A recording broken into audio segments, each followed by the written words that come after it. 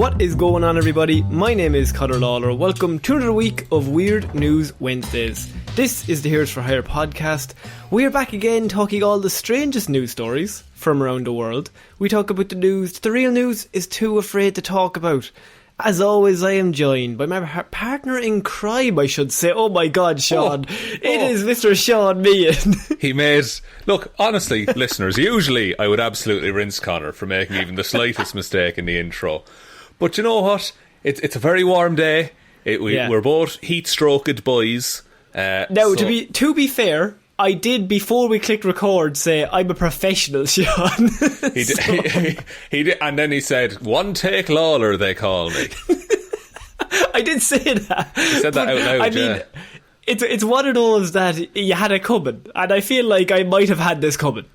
Well, 100 and whatever weeks we've been doing this, you're allowed a couple of mistakes. I will say I'll never let you forget it. That's true. This is going in like your eulogy, my friend. Remember that time he slightly fucked up the intro of episode 140 of Weird News? Because I do.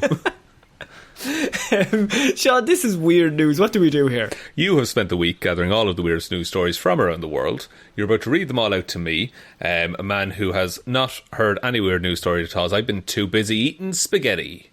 I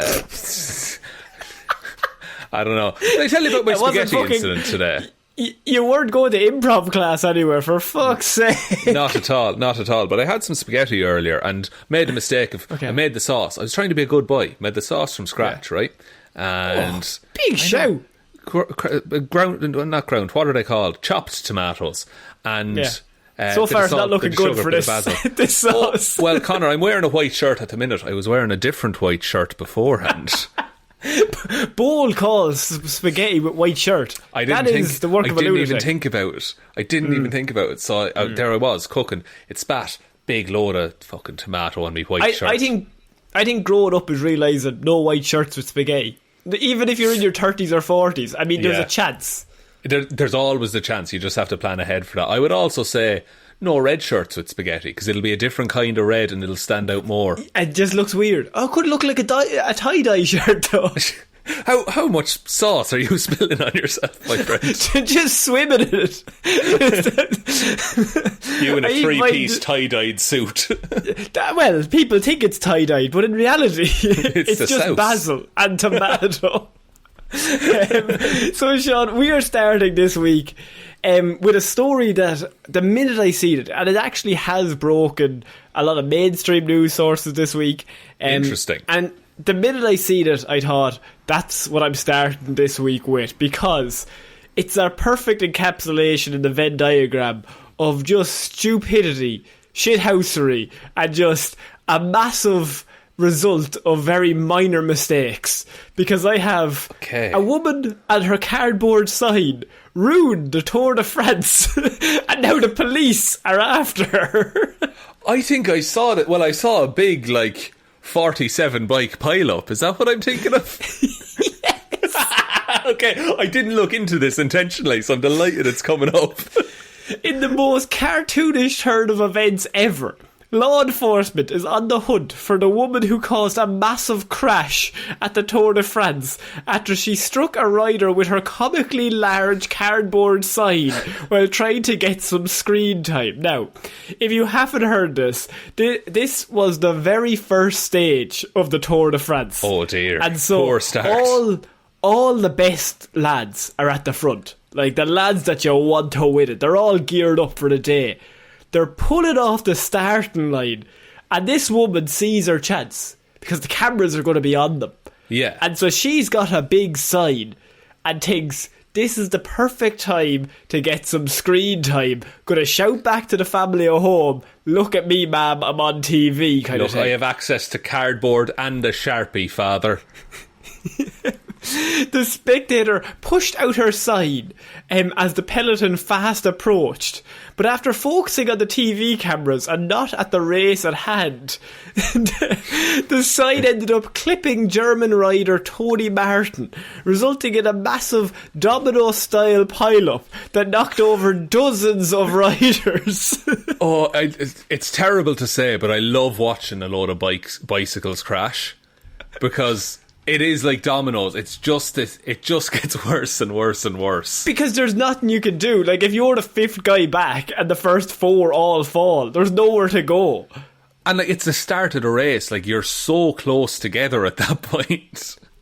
So, with the Tour de France cyclists piling up on the track and spilling out onto the side, onto innocent spectators, the race was held up for several minutes, and it took around 25 kilometres for the group to recover. What? 20?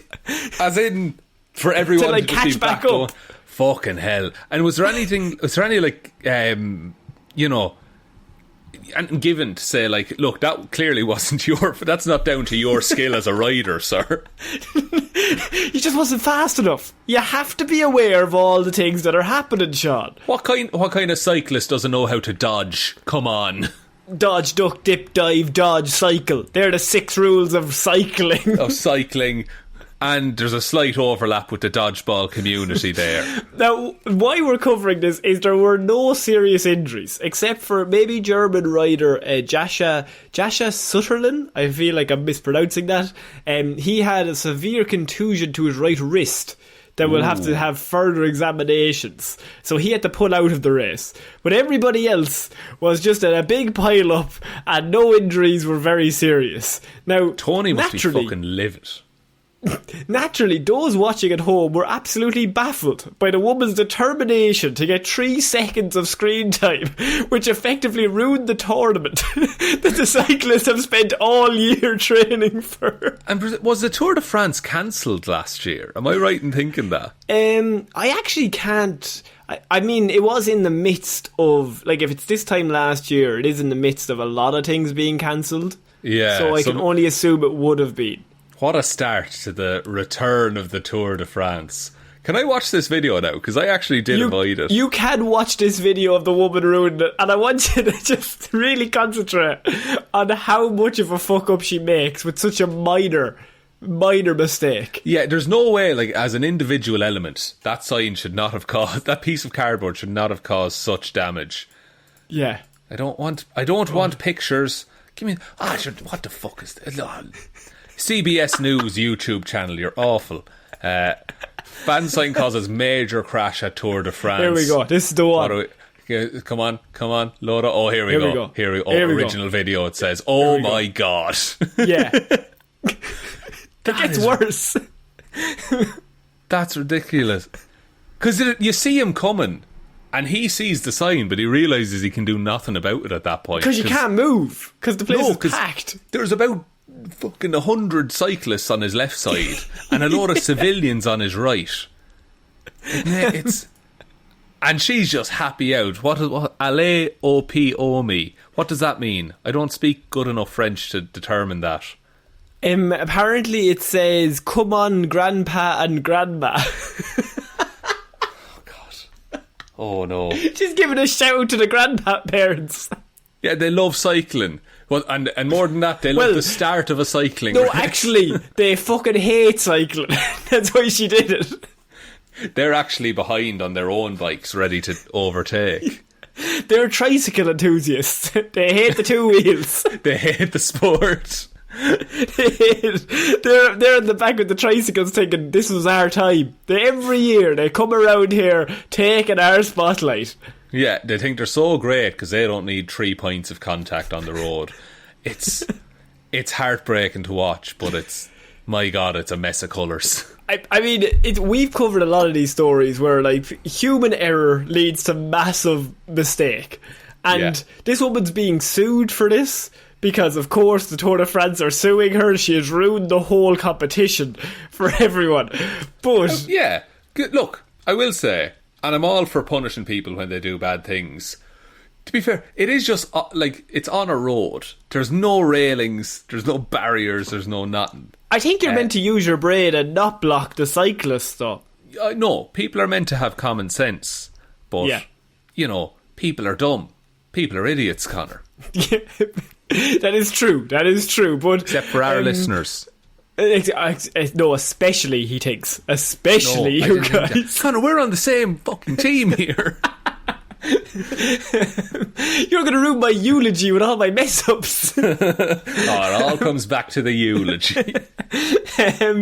But I'm just trying to imagine that woman in maybe the 10 seconds afterwards. Like, what do you do is really the main thing. Because that's the thing, is because the crash happened when your man hit her sign, that whole thing happens in front of her.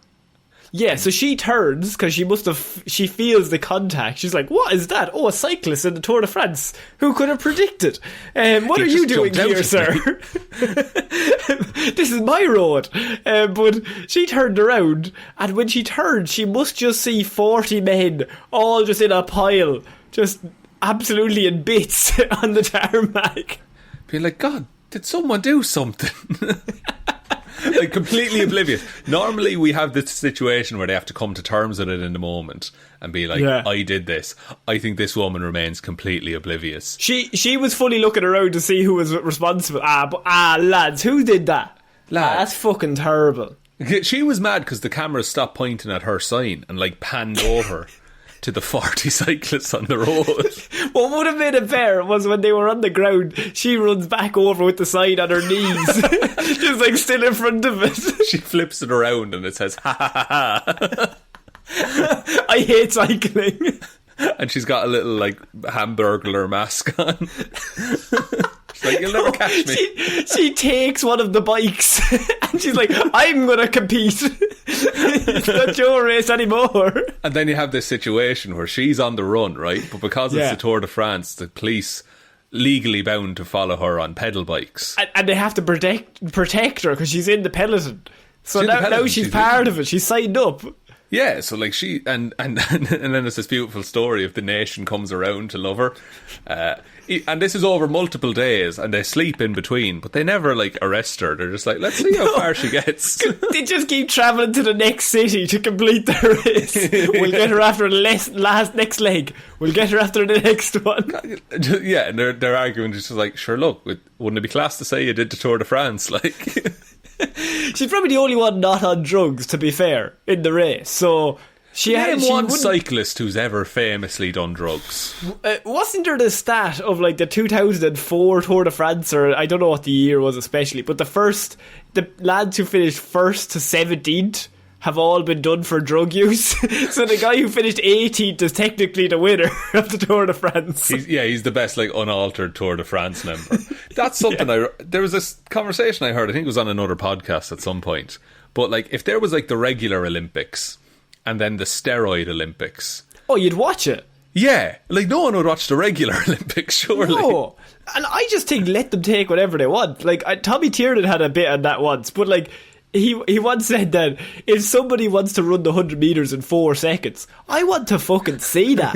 I want to see what happens. That's like, very, very true. Riddle them with steroids, let them out. But I don't want like half of them on steroids and half of them not. I want everybody, a whole scale change of the sport that everybody knows what everyone else is doing, and you have to like get a better drug than the other team. Yeah, like, and then it becomes like, oh, they only won because they could afford better drugs. It's never that he trained harder. Oh god damn, he took more drugs. It's like I rock up to the Olympics and suddenly I'm fucking Captain America. I'd watch that. Yeah, like normal lads just showing up. Me and you just fucking trying our best. Just turned up into the weightlifting, and all the boys like absolutely jacked, and he was walking. We're like sitting on a couch. We just say, fucking right, here we go. Right. We're just like, we'll do it together. All right, 1, 2.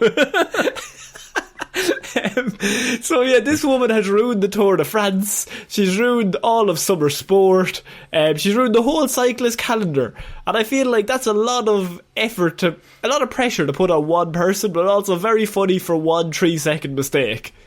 Oh yeah, and that's what, no matter what happens in this Tour de France, that's what it'll be remembered for. Absolutely, nobody will remember who won, just this lady. So we're moving on to our next piece of weird news, Shaun, and it involves naked sunbathers violating COVID restrictions. I love this headline. Please continue. Naked sunbathers, I should say, fined for COVID violations after cops rescued them from a deer. What? A deer, like a deer, like an animal, the deer. Like a deer, yeah. Like a female deer. That's a doe, Connor, you fucking pig.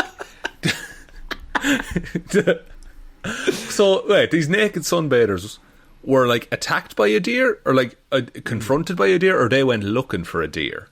So, nobody likes being caught naked in public, Shaun. It's just embarrassing. We've all been there. I would argue some people do, but continue. That's actually good. Yes, exactly. But it sure does add to the shame when you get fined hundreds of dollars for violating public health rules. 2 nude sunbathers in Sydney received a ticket for $750 each after the Australian police caught them violating COVID-related stay-at-home orders. And it's all because they got scared by a deer. The men, aged 30 and 49, decided to go air out their family jewels. By God. What a lovely way of putting it. Despite Sydney's strict rules about not leaving the city's metropolitan area, they snuck out and headed for a beach on Australia's south coast. A lovely coast, I can only assume. I would imagine quite one cold of the best. Now. It is. I think I imagine Australia, even in winter, it's hot.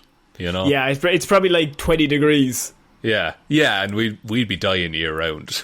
Yeah, it was all fun and games until better than New Zealand, though, isn't it, lads? Isn't it a much better country than New Zealand? How'd you like that, Waffles?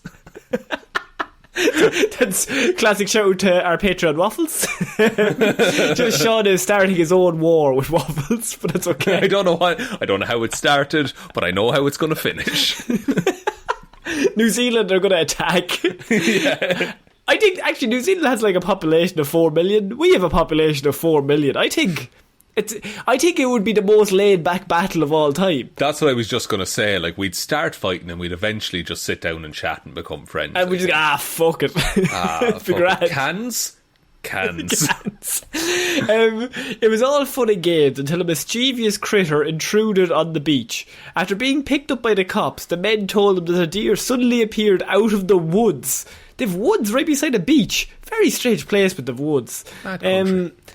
The story doesn't say whether the deer was being aggressive or whatever else might have happened. All we know is that the nudist duo escaped the animal into the woods without their clothes. They ran into the woods. They ran into its territory. I mean, it's after coming from the woods. It knows that area too well. Yeah, it can track you in the woods. And you're like arse naked, buck naked, if you will, in the woods. Well, like, yes. Thanks very much. But you're going to get scratched by brambles. If you fall in a thistle, you're fucked. Oh no. Oh. Think of all the places a thistle could sting you. And you couldn't sit down anywhere. Oh, like on a dock leaves. Running through the woods. This might surprise you, Shaun, but the men soon become helplessly lost. I would say so. They kept wandering around until they had no option but to call for help. According to the New South Wales Police, the authorities received a call for assistance from the men at around 6 p.m. that night. The cops went to the rescue both by car and a helicopter. They found the 30-year-old man walking alone along a track in the national park. The police say that he was still naked at the time. Oh, God bless you. You sneeze there. It's all right, Connor. You're allergic to news. I'm allergic to nakedness. I'm a pasty Irishman. He's uncomfortable all the time. with the concept. A while later, the helicopter located the 49-year-old, likewise only partially clothed, elsewhere in the woods. Clearly the two had gotten separated in the forest. How do you you don't split up? Yeah, like I'll look for the exit, and then if I find it, I'll wander back into the woods. You look for the deer. Yeah, you take him down. Look out for the antlers. That's his weapon. The relief at being rescued probably didn't last too long. Both were soon enough handed a fine for unlawfully leaving the Greater Sydney area. So, I mean, they got saved, but then they're like, yeah, but we have to fine you now because you technically broke the rules, even though you are naked and after being chased by a deer for the last 3 hours. But that's no excuse for breaking COVID guidelines, my friends. So, how long does it say how long they were in the woods before they decided to call for help? Because it doesn't say how long they were in the woods, but I mean, I think it would be quite a while before you admitted that you were hopelessly lost. At what, like, why run into the woods when you're just seeing a deer? Run down the beach. Yeah, or at least grab your clothes before you go. You know, like... but I think they were worried. They did the trick of they put the phone in their shoes, and they're like, nobody's going to find that. So we don't want to touch that. It might fall out. Yeah, and no one ever steals shoes, like... So that's actually like that's as good as putting it in a safe. You have shoes on the beach, stick your phone, stick your watch, stick everything inside there, stick your wallet in there, go into the sea. People are kind of like, geez, I want to rob him, but I have no fucking clue where he puts all of his valuables. We're dealing with some kind of fucking magician here. Like, a lot of people don't know, Fort Knox is actually just a load of shoes on a beach. Escape if you can, but you never will. So, I mean, go on. No, I was just going to say that, do you think these two men found it funny, or they're never going to tell anyone about this ever? I think they know that they're breaking the law, and I think there has to be a big chat amongst themselves to be like, we have to call the police at some stage, but can we get out of this by ourselves? So that's why I'm thinking it has to be hours, because it takes a while before you have to admit to yourself, fuck it, I'm willing to take the fine and get arrested. Just realised something, Connor. Go on. So these men, they're absolutely naked, but they managed to grab their phone before running into the woods. Oh, exactly. Yeah. They received a call for assistance from the men at around 6 p.m. that night, yes. So they had the presence of mind to take their phone, but not the rest of their clothes. Well, maybe their phone was not actually in their shoes. They had put it in somewhere else. So some kind of backpack, perhaps. Not technically clothes. They're just running around with a little backpack. Just completely naked. But with, adequate preparations. One of them has a fanny pack. Yeah, oh yeah, just a little fucking zip thing. Yeah. The phone in that, absolutely grand. Absolutely, and so they have enough to ring the police, but then once again, you have the phone with you. There has to be a conversation between the two of you to be like, we have to call them in, but we don't want to. Get a Google map or some sort. I mean, you could do Google Map. You could do, actually, it's a computer, technically, so you could do anything other than call the police.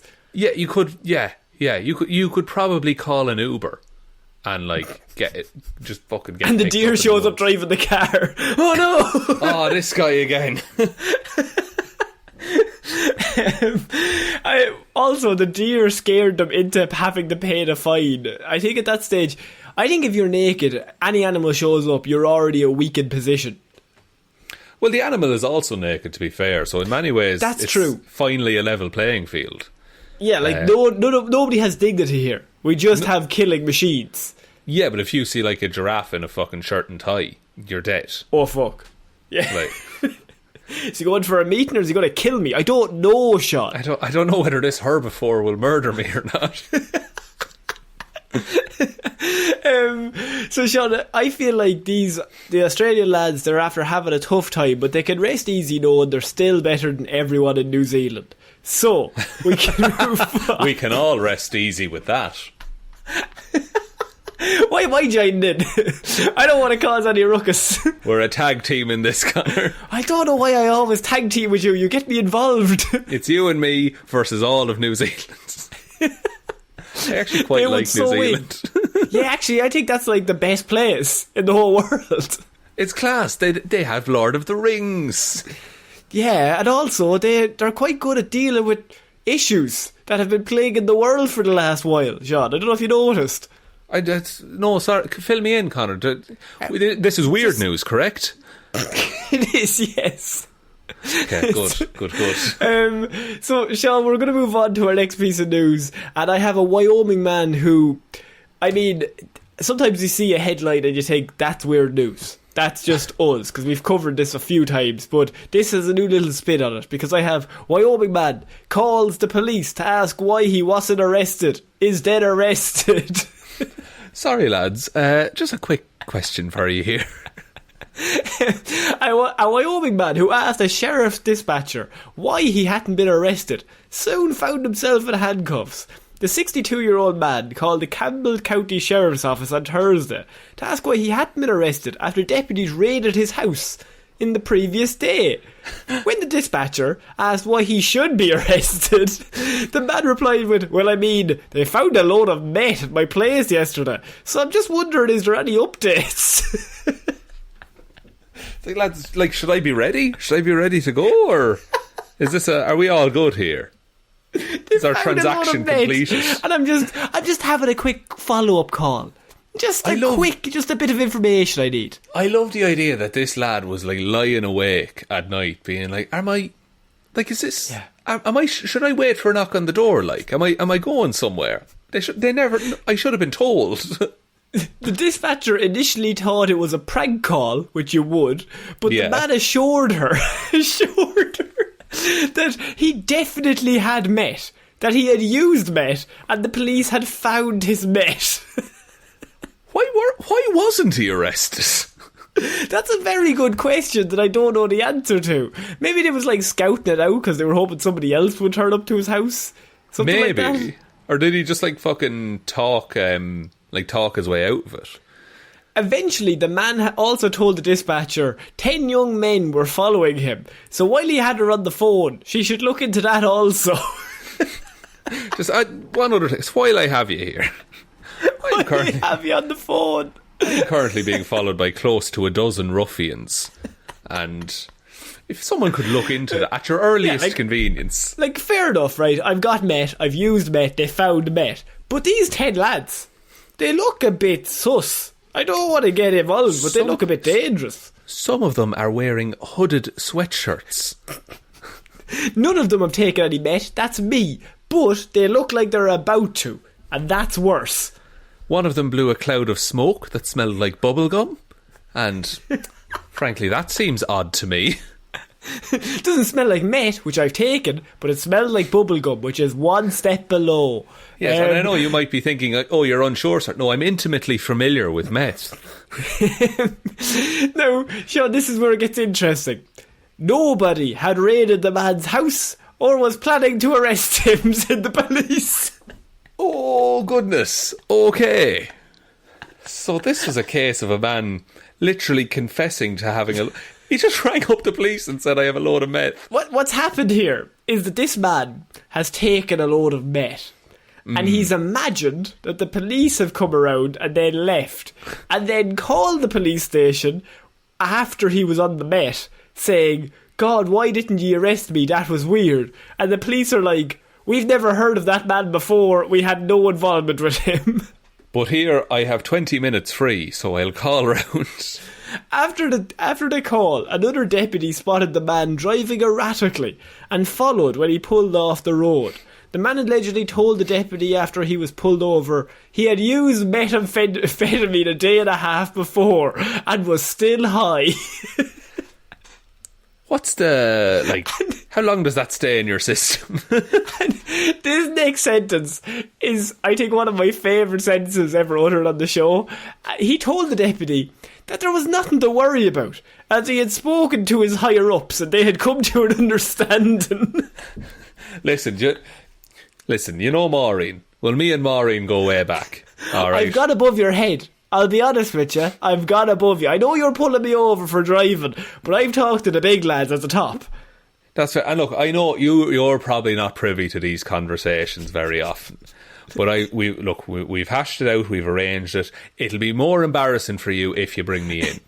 Yeah, because, I mean, they're already... Me and them, we've got a bit of a thing going. We're in a bit of a clique currently, right? And I give them information, they let me off with my meth.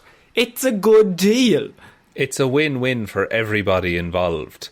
Who you should be after, officer, is the 10 youths paragliding behind me. He did ask the deputy, had he seen 9 young men roaming around? Oh, fuck, he's killed one. Oh, no.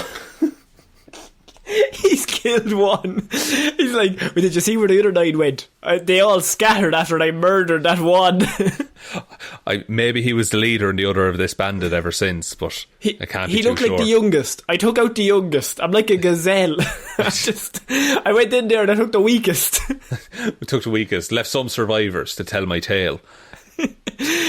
So he's like, Deputy, I've already talked to the higher ups. Nothing to worry about. I've got met.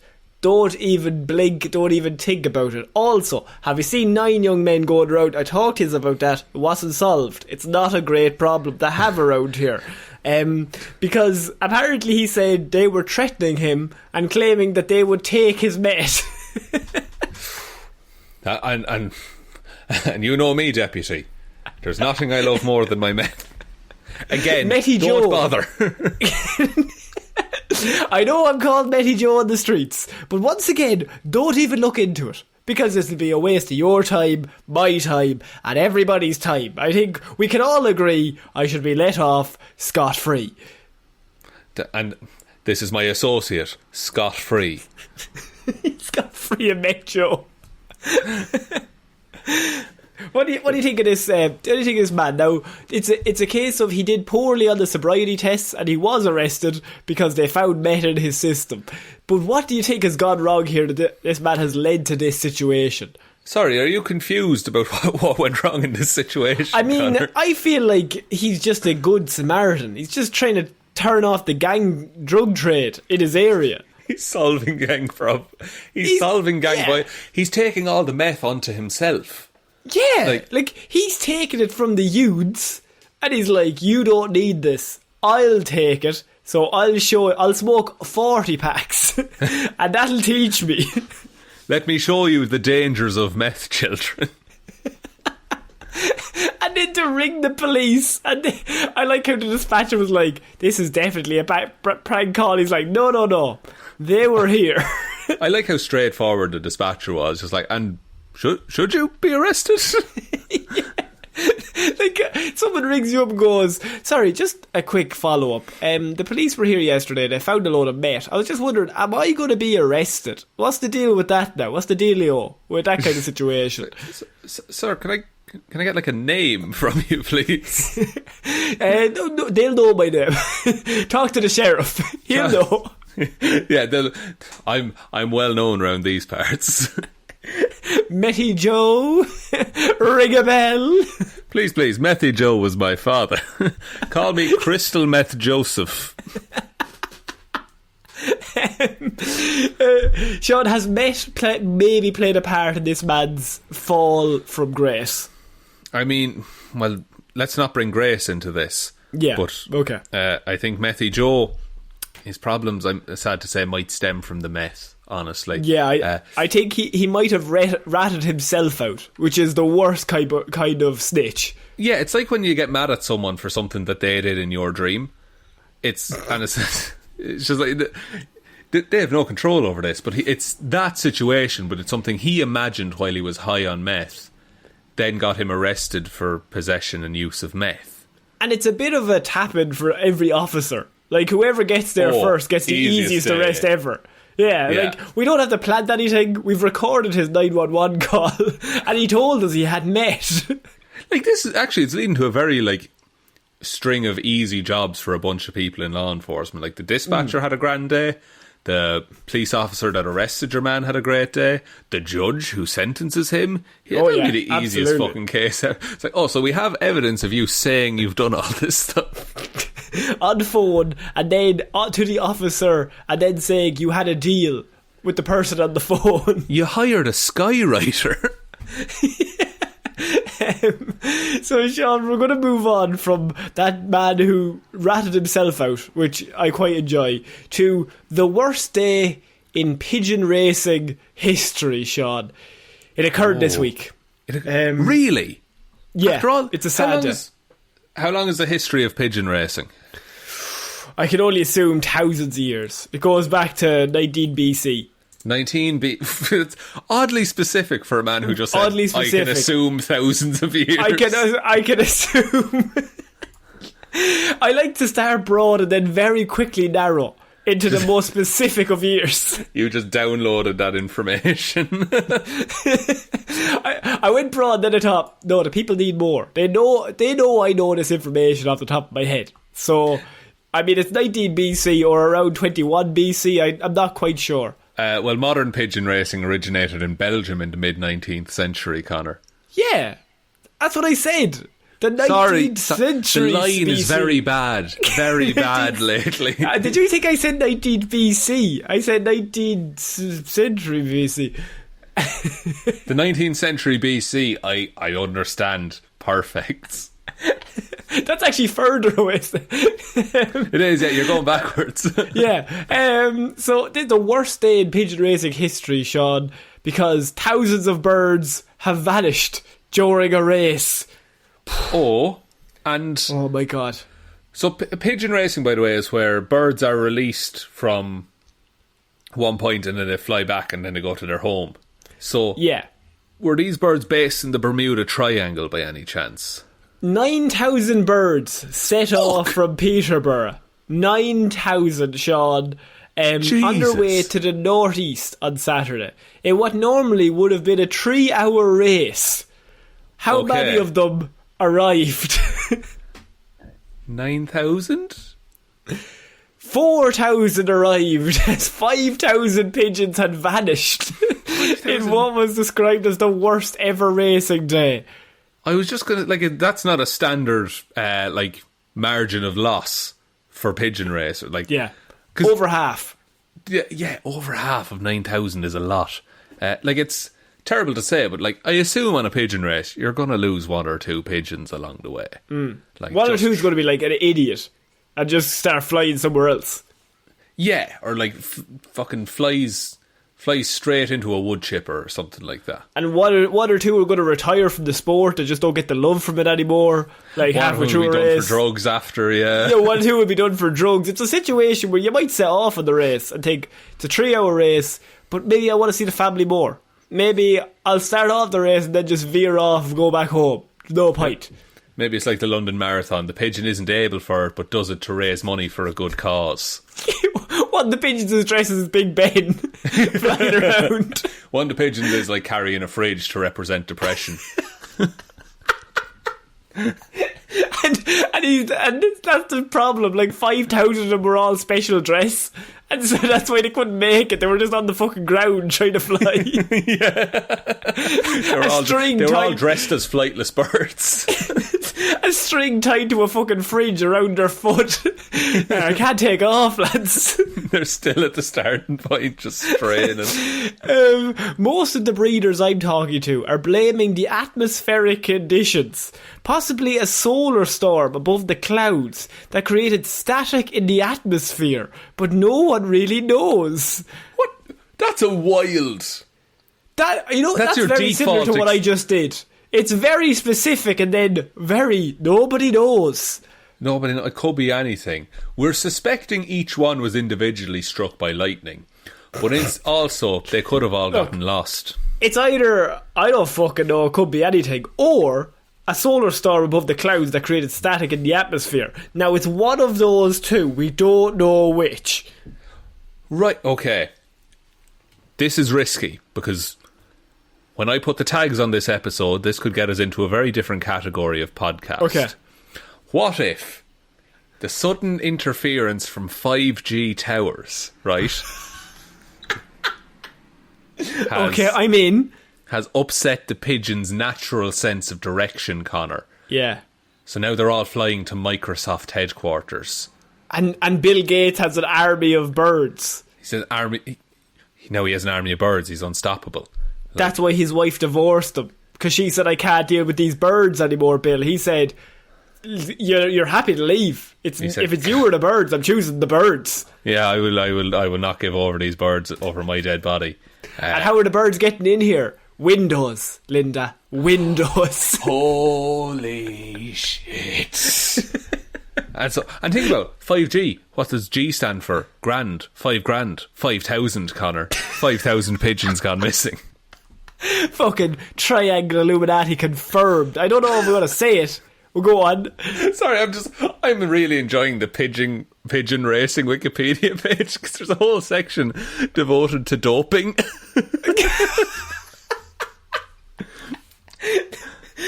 I like when in the horse racing as well. They're just like, the horse was dope, and I'm like, he definitely wasn't. It was definitely somebody else. Someone gave it to the horse, like. My favourite wasn't there a few years ago where one of the riders was like, I didn't know that the horse was like full of drugs. I'm like, well, somebody in your team did, because it wasn't you on the drugs. It has to be him. And in horse racing, like other ones I've heard is that like they'll weigh down the saddles before they go weigh the horse, so that oh yeah, you know that they'd be heavier and their odds are low. It's a fucking ridiculous thing. But like they're giving the pigeons caffeine. They're giving them corticosteroids. Fuck off. No way. What the fuck? They're introducing anti-doping rules. Jesus Christ. How does the pigeon racing turn into the Tour de France? I don't know, but let's hope there's no... Maybe it was your one with the cardboard sign. She's going to be at the next race. She's at every race. She was at the start of this one. 5,000 pigeons just flew into the sign. It's a very big sign this time. So what happens is homing pigeons use the Earth's magnetic field to navigate, but their sense of direction can be distorted by a geomagnetic storm, Shaun. Oh, like in the movie Geostorm. Like in the movie Geostorm, maybe a solar storm above the clouds that created static in the atmosphere, like Mr. Richard Sayers told us. Right, okay. So wait, if it was static in the atmosphere, did it just impact their sense of direction, or did it like shock all of the pigeons at once? No, it's just their sense of direction. So they think 5,000 pigeons are out there just lost. Just forever circling the globe, just like...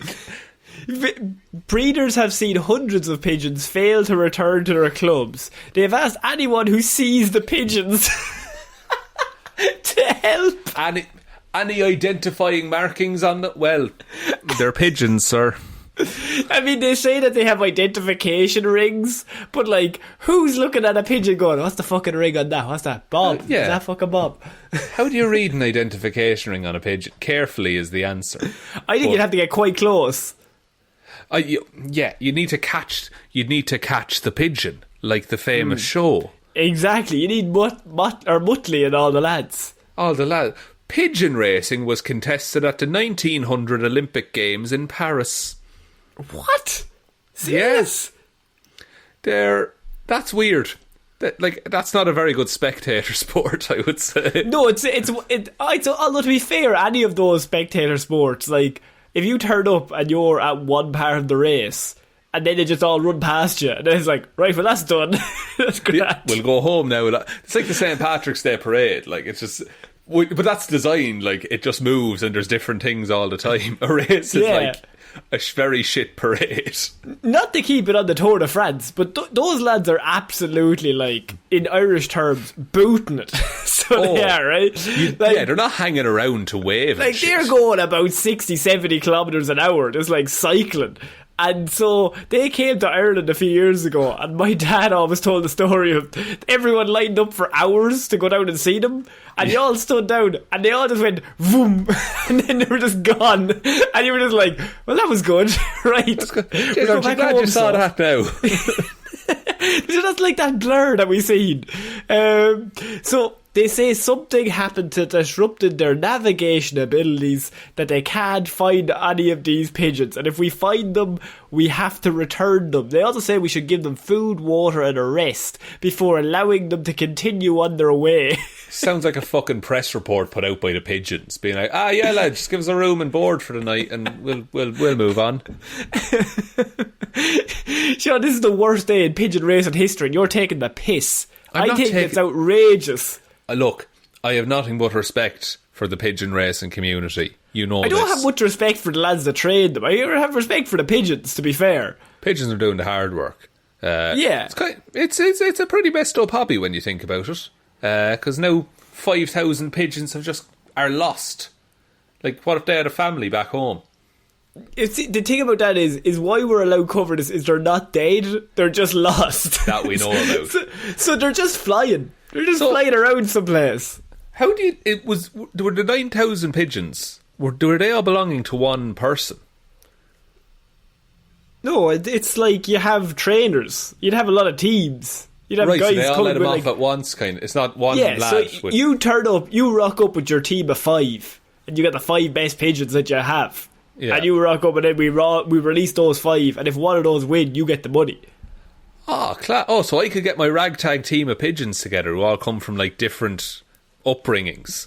Like there's different the posh one. Areas, yeah. And they don't really get on at first. And there's going to be a midpoint in the journey where they really don't get on. Oh, they split. And then they realise... They split, and then they realise we're stronger together than we are apart. Yeah, and someone is telling them like, listen, you're meant to just fucking eat chips in a train station, and then he's like, stop pigeonholing me, and they say that's what we call our house, and then he goes off to become a prime racing pigeon. You train them to form some sort of megazord. Kind of like legs and arms, then they become Optimus Prime, and then they fly through rocket fuel to the finish line. And the villain pigeon that they've been fighting against this whole time hurts his wing at the end and is dive bombing, and our hero pigeons dive down and pick him up and carry him across the finish line. And they're like, we're going to finish together. We're going to finish this together. And the little at the villain, end of the day, we're all pigeons. The little villain has a little moustache and a little scarf. He's a little evil pigeon, yeah. Yeah. I think this is a movie. Pixar could do this. Do you think there's a movie about pigeon racing out there? Is there not that movie that had Ricky Gervais? That was about the birds? The animated movie? Spies in Disguise? No, that's not it. Oh God, I don't know. Was it about World War II, like owls or something? There were war pigeons during the war that like you'd send messages by pigeon and shit like that, but I don't know is the answer. I'm pretty positive there's a movie that has Ricky Gervais in it as a bird. 2007. Somebody look that up. Let me have a look there. War pigeons during World War II. Yes! Starring Ewan McGregor, Ricky Gervais, Tim Curry. This is an all-star cast. It's called Valiant. What year? That came out 2005. Oh, I said 07. That's fair enough. I said 19 BC. Tag with the same kind of confidence. It's just like, it's so mad because it's a Disney movie, but it's just like 5 years after the declaration of World War II, 3 homing pigeon service. I think that was along the same lines of all those animated movies they did for a few years. Always had 3 characters that were animals. Wasn't there the one where wasn't it about a farm and there was like a cow and all that? I can't remember what that was called.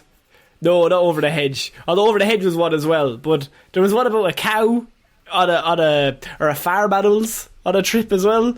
Barnyard? It could be Barnyard. That's like 04 as well. That was 2006.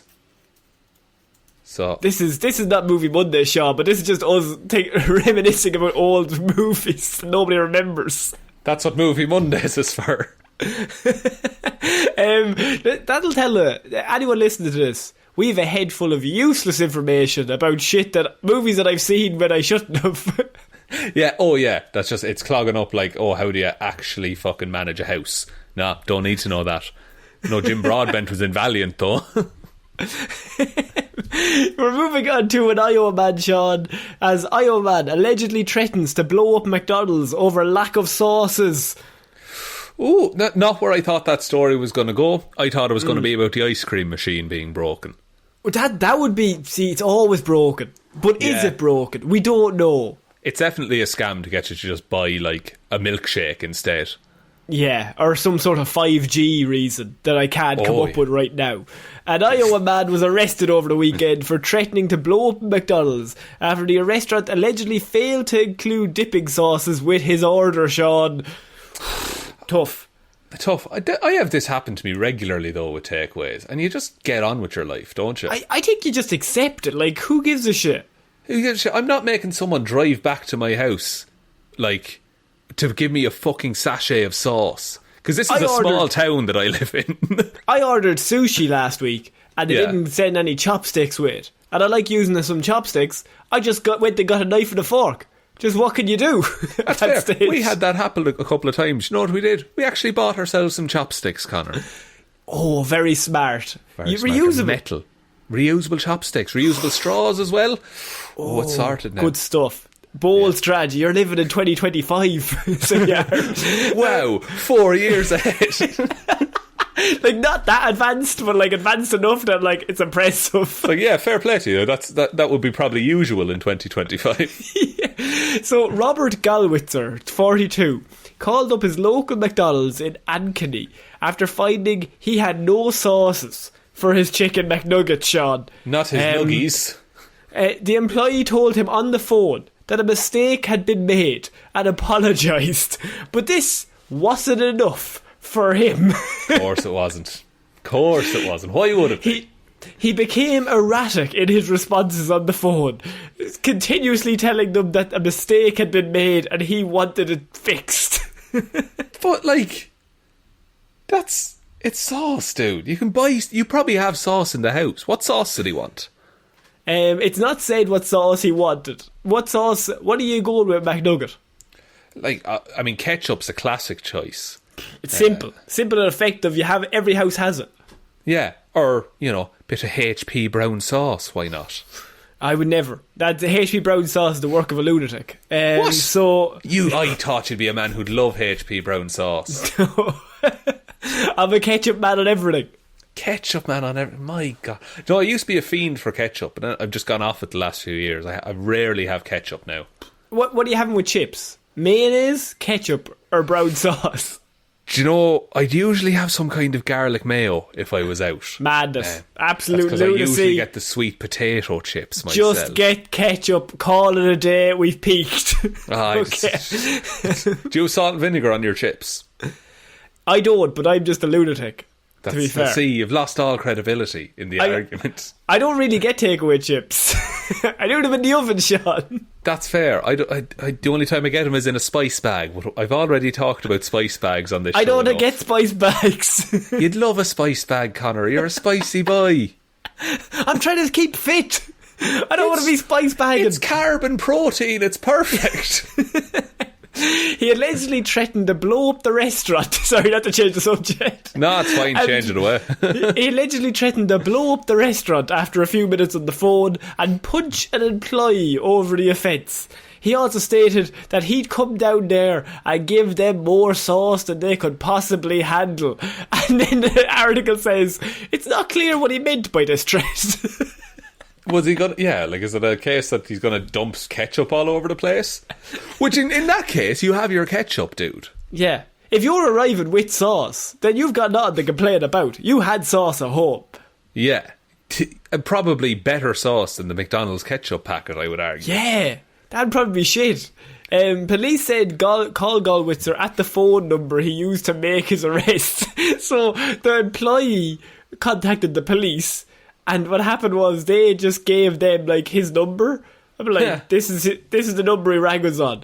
And then the police rang, he used to make a threat. At which point he admitted to making a threat, and then admitted again during an interview at the department. He stood by his threats and said that he had been wronged. And not since the great pigeon disappearance of 2021 has there been such an injustice. He said he wanted to make a counter case against the McDonald's for false advertising. Fucking hell. What? Is this man like... Here's the thing. Because there are some people who are just mental, right? But there are some people who are entitled. And we've worked in retail. So people are fucking dickheads as well. People are pricks for no reason. Except for our listeners, you're all lovely. You're all great, except for Waffles. Go on. Waffles, you're nice too. All right. He's the best one. He's the best one. That's why we're now doing Connor, this. Dial it back. He's not the best. He's mediocre. No, you've gone too far. 8 out of 10. I mean, I'd take that myself, I'll be honest. Connor's never deemed to give me a number rating. That's a human. Yeah. But some people are just dickheads for no reason, and I think that's what this man is. He'll just complain about anything. So now to threaten explosives is a bit excessive, I would say. Firstly, it's not going to solve your problem. It's just going to make it harder to get the sauces, if anything. Because if your problem is you have no sauce and they are the place that has the sauce, if you blow them up, then nobody has any sauce. So, yeah. And the ice cream machine is broken forever. Now, he hadn't been informed of that at the time, but I think if he had, I think TNT would have already been used. It would have been pulled up and it would have been brought down.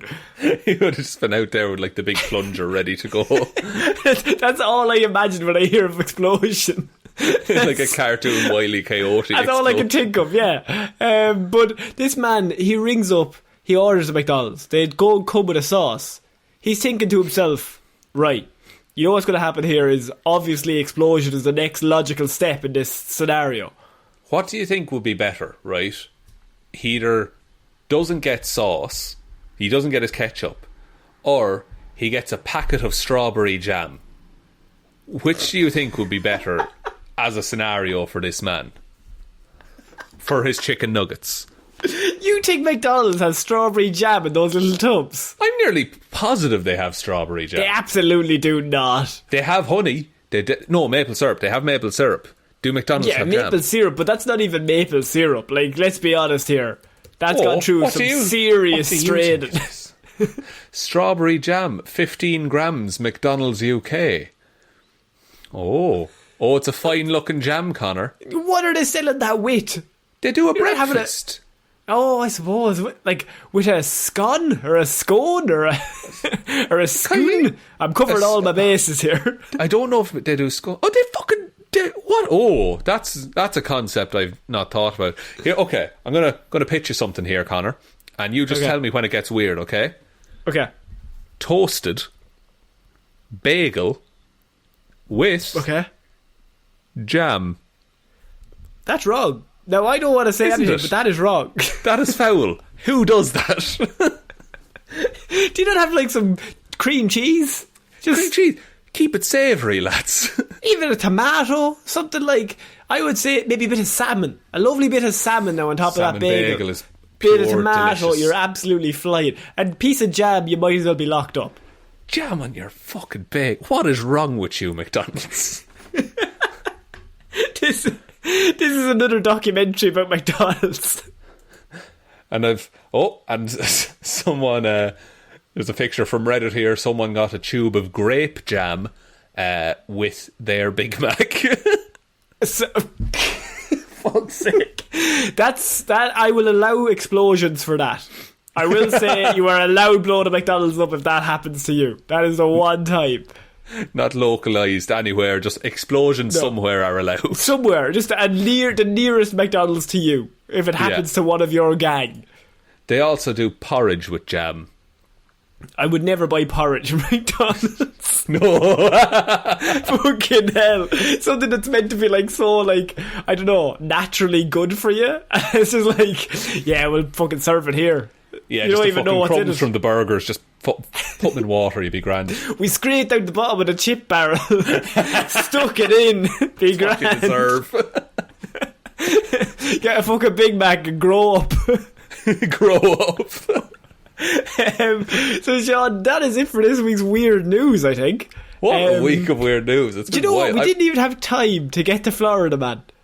It was a packed week. We had all of that Tour de France news to talk about. Tour de France, pigeon racing, McDonald's, it's a whole thing. And the meth man. Methy Joe, is that what we called him? Yeah, Methy Joe. Methy Joe's a good guy. He is. Well, he's not so good. He did get arrested, I heard. Addicted to heroin. Subverting expectations. That's comedy. I like it. But Connor, do you want me to take us out? Yes, please. Thank you everyone for listening to this episode of Weird News Wednesday. We will be back Friday with Hero or Zero, Monday with Movie Mondays, next Wednesday then with another episode of Weird News Wednesdays. Big thank you goes out to all of our patrons who support us over on Patreon. Everyone over there is amazing, help us keep making this show. They also get access to the likes of our Lazarus Pit shows. That's where we review old comic book or generally nerdy or just movies we want to watch or sometimes don't want to watch. So we review all of those over there. We just did our review of Star Wars Episode 2 Attack of the Clones. So if you're a Star Wars fan, or if you hate Star Wars, you might enjoy that episode. So $5 or more a month will get you that. Also, big thanks has to go out to all of our patrons. Fing Fang Foom, Fing Fang Foom, Fing Fang Foom, Fing Fang Foom, Fing Fang Foom, Fing Fang Foom, Fing Fang Foom, Fing Fang Foom. Can I guess that that's waffles?